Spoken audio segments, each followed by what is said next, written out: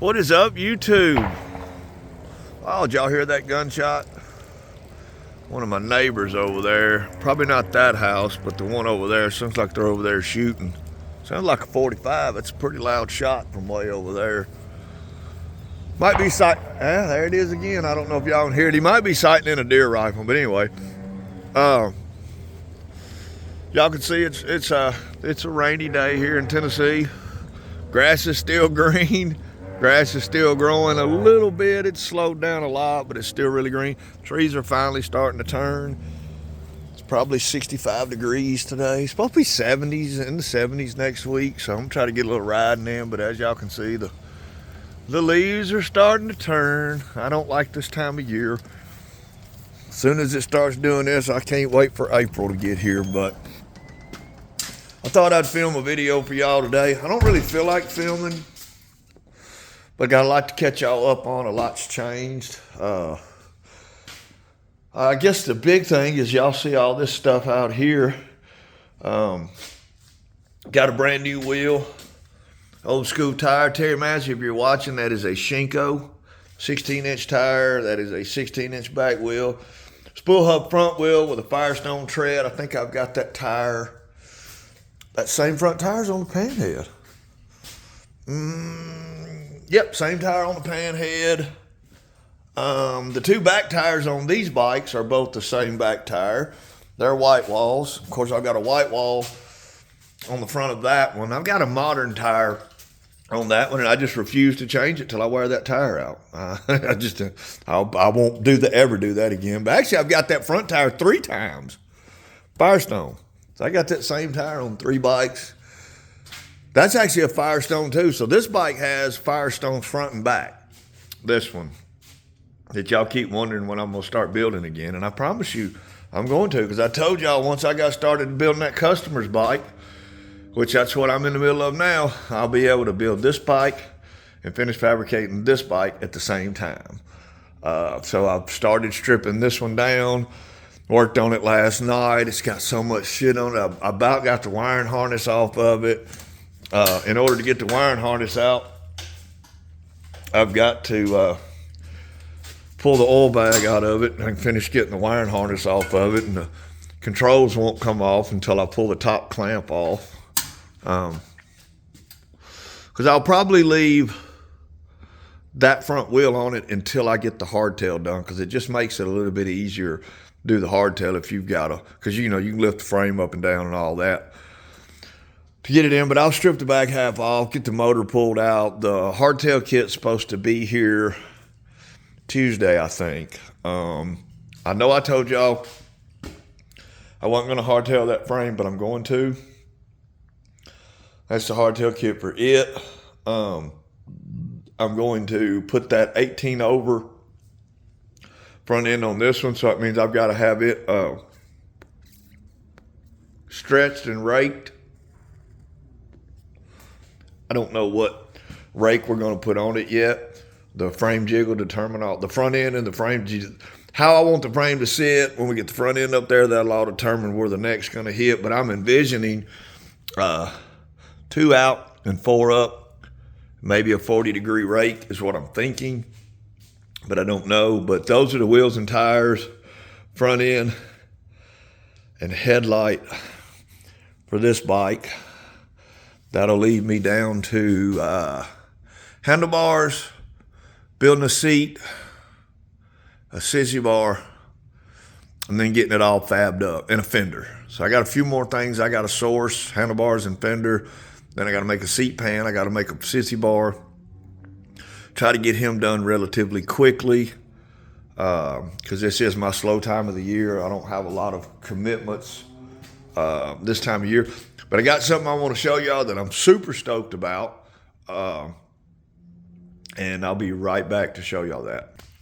Okay, so I got something set up I'm going to show y'all. But first I want to show you what I did, because I don't think I've shown you this. But I put that Paco that I had, that Paco front end. You remember I took it off of that bike right there, and I put a stock length front end on that white bike to go to Texas. But I felt like my Panhead, man, it needed a proper front end. And I like the narrows much better, you know, and it looks so good on there. I wish if I had it, didn't have all that stuff in the way, I'd back it out and show y'all, but I put the mid pegs on it.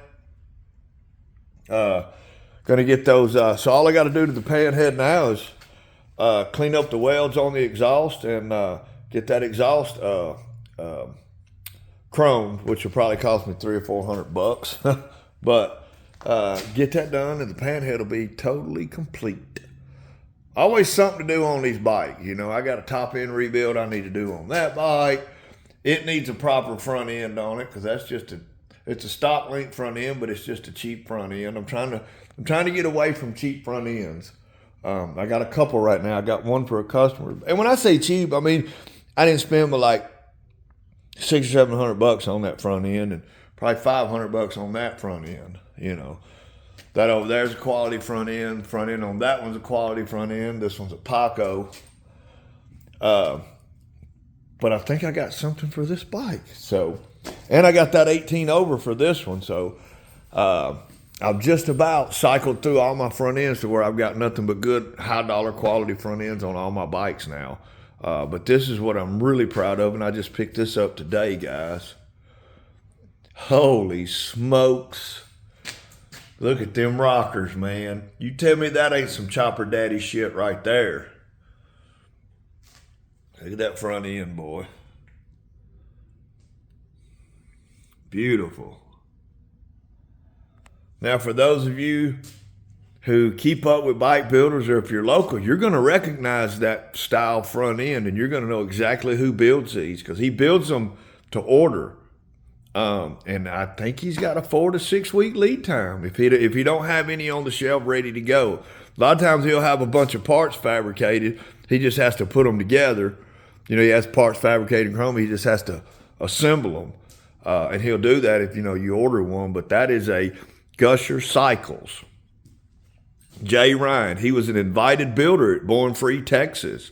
He had 2 bikes there. He had one in the invited builders pit, and then he went against 6 others in the art house up there, the art show that they had, where 6 builders were invited to come build a bike. Then they played a dice game, and they all left with each other's bike. So you didn't leave with the bike you came with. And EasyCo was in that. It was EasyCo, and I think Matt Jackson maybe, Jay Ryan from Gusher Cycle. There was 6 builders in that. I was just up at Jay Ryan's shop, and he explained to me exactly how it worked. But anyway, I've been wanting one of his front ends for about 3 years, guys, and I finally got one. And yes, they are narrow front ends. That is a badass front end. Now, he makes these with 5/8 axles, but he also makes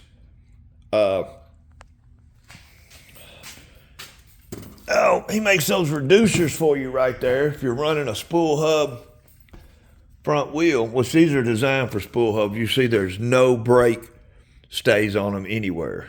Thank God. 5/8 axle, well, that's a 3/4 bearing. And it's difficult to find a 5/8 inner diameter bearing that has the same outer diameter bearing. You can find them, but they're hard to find. So he makes these. 5/8 on the inside, it's 3/4 on the outside.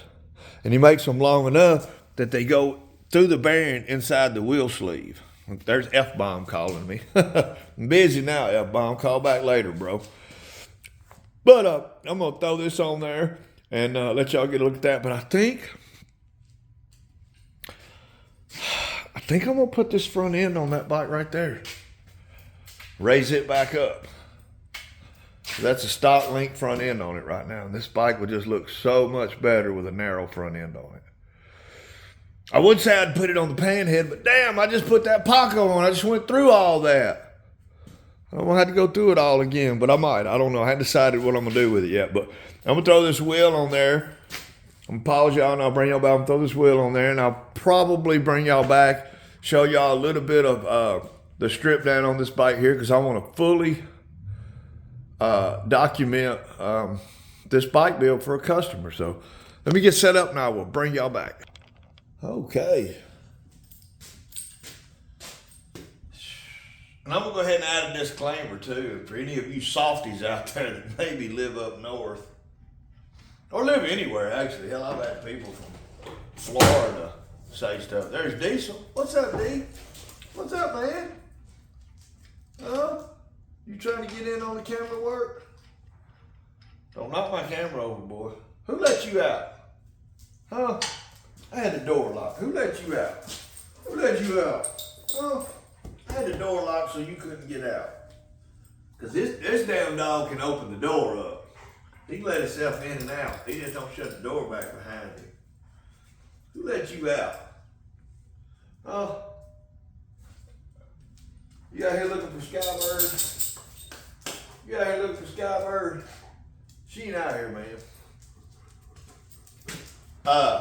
Want to say anything about the stars and bars right there? Yeah, well, that's just who I am, so deal with it. You can kindly move on to another channel if it offends you. But I'll show y'all what I'm talking about. I'll hold this wheel up, maybe you can see it. So he makes these little sleeves right here. Slides right in the bearing, and then you can run a 5/8. You can run a 5/8 axle that way. So, got that one slipped in. Should I go ahead and slip this one in? I don't know. Let's see. Yeah, we'll go ahead and slip them in. Got it out far enough? Nope.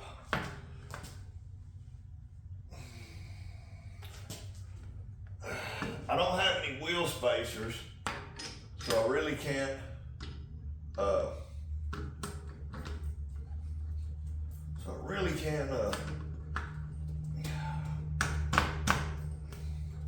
it's really hard to do this if you ain't got the bike set up. I knew I was gonna do that. If you ain't got the bike on the jack and,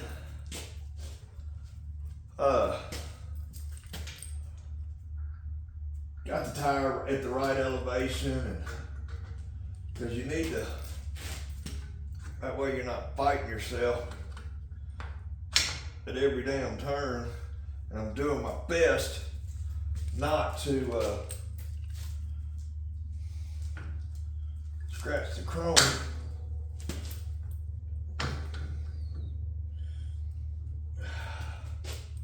This is a brand new front end. And this front end is sugar bear kind of money front end. You know, these are hand built, they're not cheap. But Slick's gonna say, can't hide money. I beat you to it, Slick.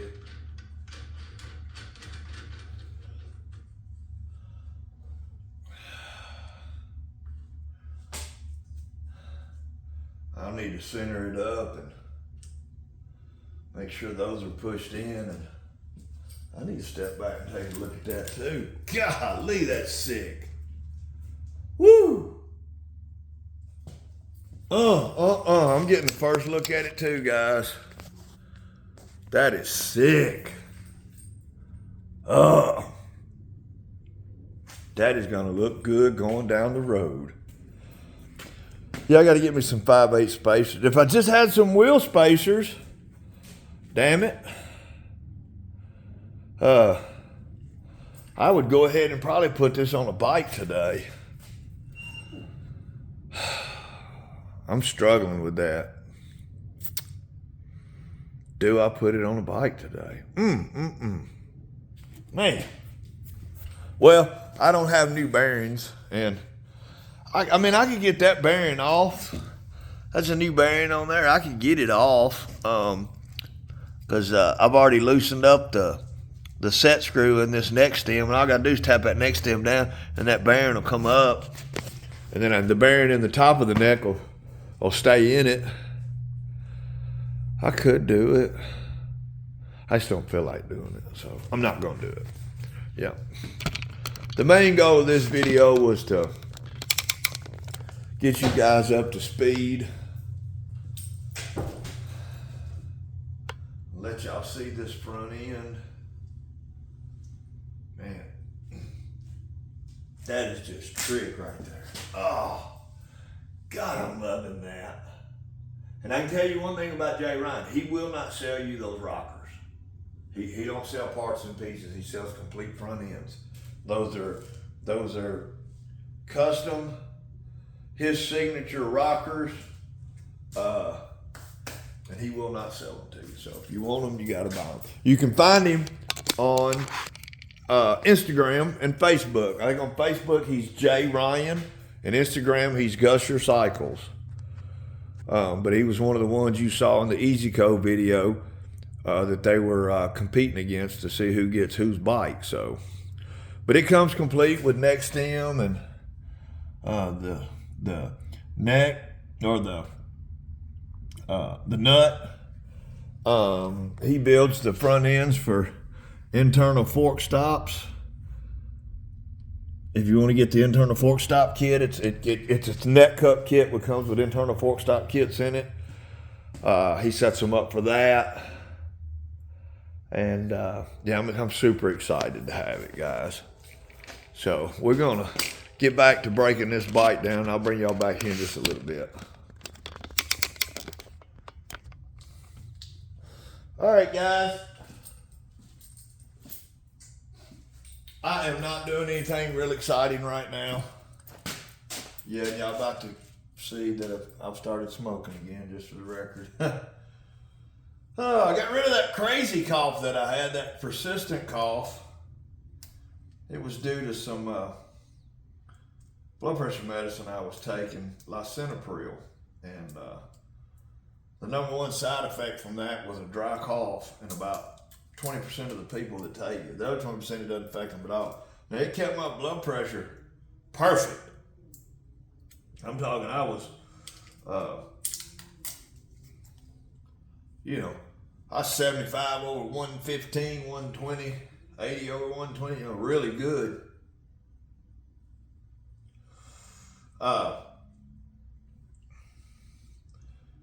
Then I fell off, started smoking again. So there you go. I'm just trying to get these foot controls off. Man, this bike sat outside. I was told it was garage kept. It was not. I wouldn't be finding leaves packed in here, and hardware is such a bitch to get off. And I feel like this bike was taken care of because it's in phenomenal shape. The chrome on this front end is just beautiful, man. Just 20 minutes with a rag and some cleaner and it would clean back up. With the bushings and the piston, these Softail Springer front ends, these modern Harley front ends have the piston right there, and the bushings dry rotted out. They're gone. They're not in the top or the bottom. And you don't just take them out; they dry rot and they fall out. But other than that, this is gonna be a badass bike. I knew somebody in my comments would jump on it that actually really, really wanted one. I know a lot of people want one, and a chopper is a want, not a need, and not everybody has the money to build one. But I got into this bike here so cheap that I had a customer reach out. And we made a deal, and I told him I'd build him a bike, and this would probably what our budget could be. Like, here's a minimum budget we have to build one. You're not going to get expensive front ends, but you're getting, a new front end, new wheels and tires, new rear section, handlebars. Most everything on this bike will be new. We're reusing the front half of the frame, the drivetrain, and the oil tank. That's it. Everything else is going to be new. He'll probably only get a one color paint, because multicolors are expensive.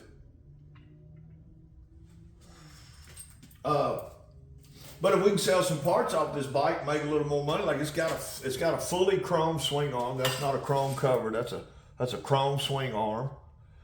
That's got a little value to it. This front end, hell, they bring $1,500 all day long.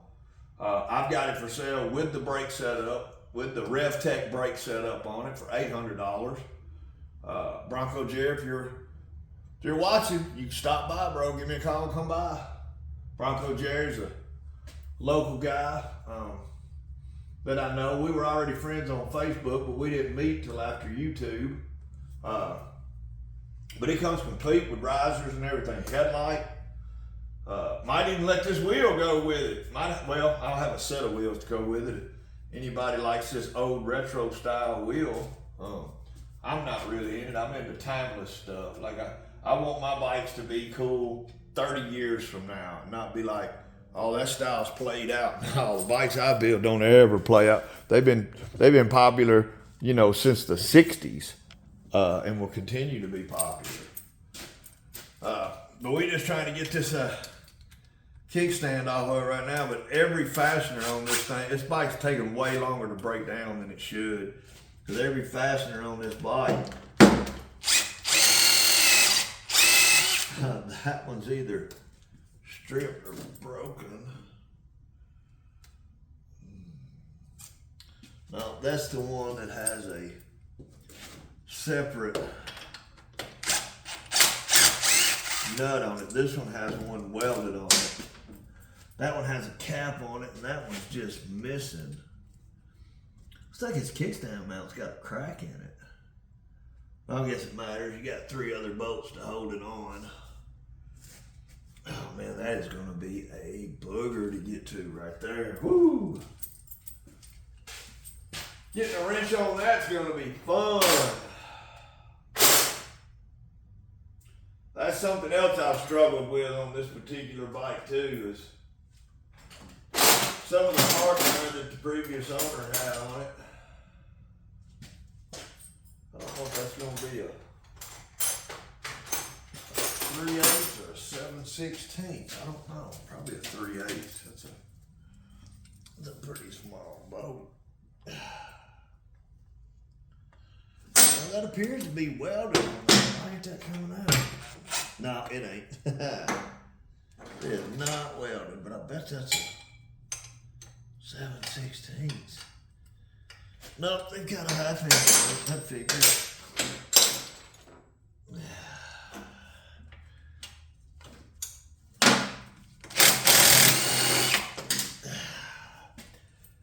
Came out a little easier than I thought. I hope that one's welded on. Man. Yeah, this is boring. I know y'all probably don't want to watch me do it, but I need to get it done so I can move on. I was really hoping to be able to get this bike tore down today and take tomorrow off. And if it's decent, my wife and I go riding. Look at me trying to do that. Yep, that's got a nut on it too. It's gonna be fun to get to.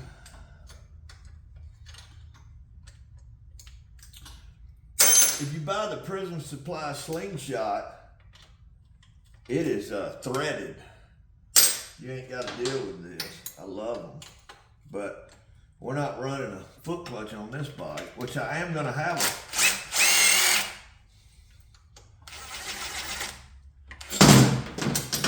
I'm going to have a foot clutch. See, even this kickstand's dated. It's heavy. Look how thick that is. I bet this thing weighs 15 pounds.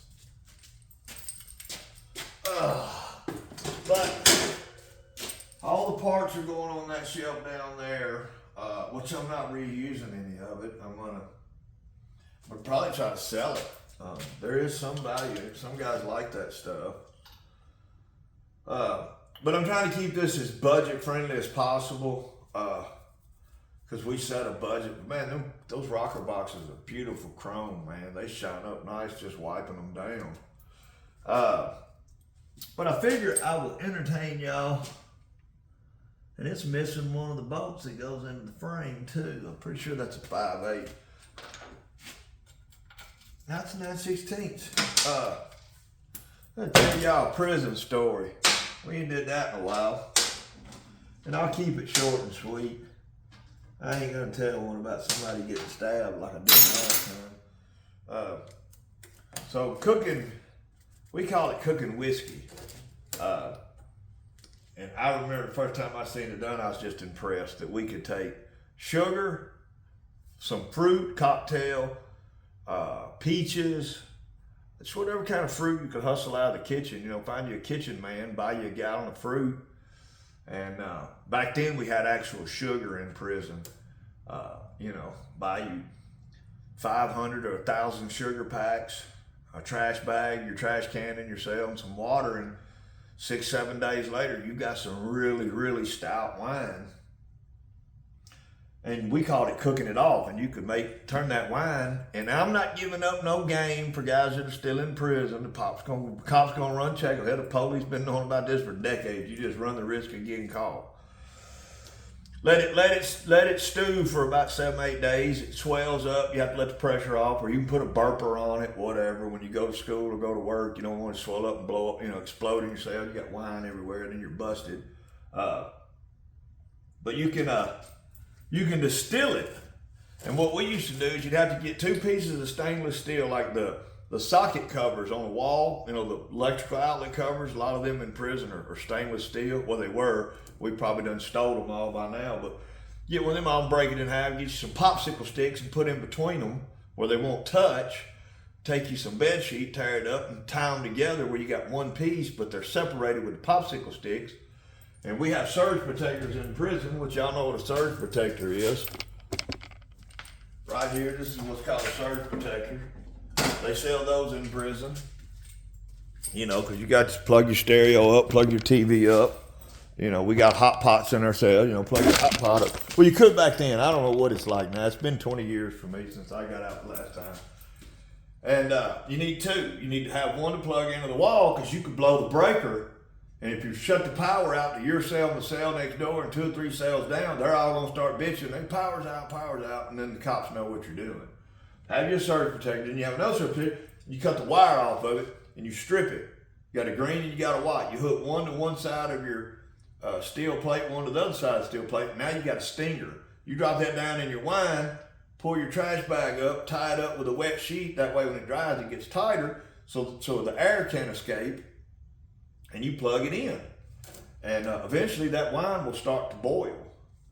And they have milk machines in prison, where you go up and pull a handle down and milk will come out of your cup. We got these little hoses on them. Well, you get a hose off a milk bag, stick an ink pen in each end of it, and run that ink pen into the bag you got your wine, tie it off, run it into another bag that you tied into a knot where it's airtight, poke a hole, put it in there and tie it off. When that wine starts to boil, alcohol boils, I can't tell you the temperature. Water boils at 212, but alcohol boils first. It boils at a lower temperature. Well, all that steam that swells your bag up will go over here into this other bag you got, and then you have a fan blowing on it, and you put wet towels on it. And after about 30 minutes, you shake it up, and there's enough condensation comes down, you got enough to fill a peanut butter jar up. A plastic peanut butter jar. That's a pint in prison. And you cook it off and you make pints of whiskey. Sell them. I've made a lot of money selling whiskey. I supported myself selling whiskey and running a poker game. But anyway, we had this old dude, they called him Buzzard. He wasn't that old, he just looked old as hell. He had a hump in his back, he had a long gray beard, he had long, stringy, gray hair. He was always cooking, and he had a batch cooking up. And it's boring as hell when you're cooking, man. You're just sitting there for 3 or 4 hours nursing this thing, waiting on it to get done. Watching for the police, hoping you don't get busted. We're in there cooking. It was on a Saturday afternoon, and he asked me to come down and play taunt with him, entertain him. So I'm just sitting there with him playing taunt while he's tending to his batch. And we got a curtain or a towel hanging over the window to the door. It was called a violation. If violation's up, you don't knock on nobody's door. And there was a knocking door, and it was a loud one too. And I was standing by the door. I peeked through the curtain. I went back and I said, "Oh shit, it's the law. What do you want to do?" And he laughed like, "Well, you let him in. Well, what do you mean? What we gonna do? We're gonna run out the back door?" But that was just my natural instinct. I was like, "It's the law. What do you want to do?" It was 2 yard officers. It wasn't even unit officers. They were yard officers. They was in there just walking around. Nobody hollered one time when they came in so we could take the violation. If you see a violation up there, the police are going to attract to it like shit, a fly on shit. And they come in and they clearly saw what we were doing. There wasn't no hiding it. And they're talking to him about it. And finally I said, "Excuse me, guys." I said, "I don't even live in here." And I had to go sideways to get past one of them to get out the door. And I headed down to my cell. Man, it wasn't about 5 minutes later, I heard them hollering, Jet on the tier." I said, "Fuck." I came out of my cell. I looked down the walk because I lived up on the upper walk. We were at Northwest Correctional Complex in Tiptonville, Tennessee. And I walked by there and I was like, yeah, what's up? And they said, step in the cell. I said, fuck, they're jamming me up too. I just got my visits back, man. So I step in the cell. They step in the cell behind me and they shut the door. And that's unheard of, right? And they looked at each other and they looked at me and Fuzz. And they said, all right, you got 60 seconds to drink, as much as you can. And me and Fuzz looked at each other in stunned belief. We couldn't fucking believe it. We had 2 white tumblers, you know, the white plastic cup, full. We gunned them, right? There was probably 2 pints still in the damn bag, right? We're getting it out. We're trying to get it out. He's counting off 58, 59, 60. That's it. You're done. And Fuzz is over there with that bag, like sucking the whiskey out of it. I'm polishing off another cup. And I was like, that's it. You're done. Well, there's still the wine that we were cooking in the bag. So we got to be real careful. You know, you can't just pour that hot ass wine into your toilet because they're porcelain toilets. You'll crack them. So we got to heat up water in the sink and the hot pot to heat the toilet up, pouring the toilet to heat up. Got to cut the bag open, dump it in there, and it's like 10 minutes after we drank the wine, it's starting to hit us now. You know, we're starting to both realize we're about to be drunk. And the police are giggling. By now, they've done opened up the door and stepped out there just watching us. And they told Fuzz, they said, you stay in your cell, you don't come out. He said, Jet, you get back in your cell, I don't want to see you the rest of the night, or you're both going to jail. Jail means a hole. So at this point, I'm staggering down to my cell. And I sat on my bed, I turned my TV on, and I nodded out, because we drank it so fast, it knocked me out. And I probably wasn't out 30 minutes, but I woke up, I was still drunk. I walked over and just kicked my door. Blam, it goes flying over. I come out on the walk, I'm yelling and screaming. One of my buddies come over, got me back under control, got me back in the cell, sat on me. But yeah, they didn't even write us up, man. Caught us cooking and they made us drink it.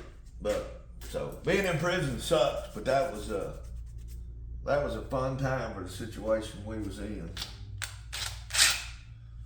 Man, this old bike looks good. It was neglected a little bit. As I knocked the ugly off of it, I'm starting to like it a little more. So this ain't gonna be a real good video. It's boring, I know, but I'm gonna go a little bit longer. I'm gonna pause y'all right now. All right. I'm down to the point where I need to drain the oil bag and drain the primary, get the oil tank pulled out of it, pull the outer primary off, pull the primary chain, do all of that, get the starter out of it. Then I can pull the transmission, I can pull the engine, and at that point, I can probably get my jack under it. I can get the swing arm off of it, and I'll have it stripped down and ready to go. Because my goal is, this is Saturday, by tomorrow, I have the engine and drivetrain out of it and have this bike ready to be cut Tuesday when the hardtail gets here. Because I need to have this bike done by February, and I think I can. As long as because I'm not going to do any chrome on this bike. We're going to build a sissy bar. There's the sissy bar right there. It just ain't been bent yet. But you guys know how I bend it. Of course, my pattern's gone.